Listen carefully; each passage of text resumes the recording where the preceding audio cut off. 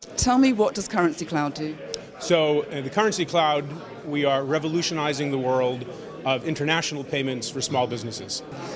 We think that small businesses right now don't get the right deal from their banks. They don't know what they pay. I mean, even you, everybody who's, even on a personal basis, who's made an international payment knows that there's something, you just don't trust the process. So banks, who handle about 85% of all business payments, are set up to help big companies do a good job. They've always done a good job of that. They provide their big customers with good rates, easy access, but for the rest of the world, for the rest of the small businesses, it's a problem. Banks either charge them too much or don't tell them what they're charging them, or don't provide them the kind of ease of access of technology that allows the businesses themselves to make payments easily, to know what they've paid, and to do it simply. So it's a big problem. If you look at statistics about the world's global supply chain, it's massively fragmented. So what does fragmented supply chain mean? Is that there's more small businesses in more countries all over the world doing more and more smaller payments. So the world of payments for small businesses is getting larger and larger. The banks stay the same. So we heard a little bit tonight about why don't banks buy small companies? Because they're not capable of making that kind of investment. Banks can buy $500 million companies, but they can't buy small ones.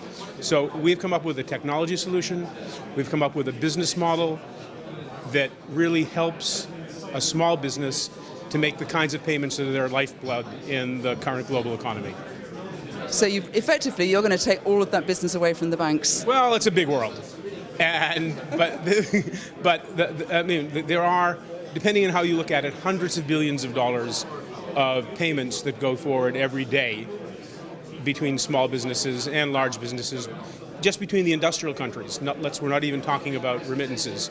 We think that the Currency Cloud can get a large share of that through the model that we have, working by building those payments into the kinds of business systems, whether they're invoicing systems or accounting systems or payroll systems. In other words, the systems that a business uses to run their business, we help internationalize those systems and make the payment life very easy for that small company. And how disruptive do you think fintech companies globally are being to the banks and other financial services providers? Well, listen, once the world of finance becomes digitized, in the same way that music became digitized, and it's all ones and zeros, then you can rip apart the financial supply chain and take out pieces of those ones and zeros and optimize them. So we do one little piece, but we do the piece better than the banks do, and we do it smarter, and so that in itself is disruptive. So I think if you talk a lot of the FinTech startups and the companies that are in the room, in that digital supply chain, there's room for massive disruptions of individual pieces. In the end, the banks will still be there. Thank you, Michael. Thank you very much.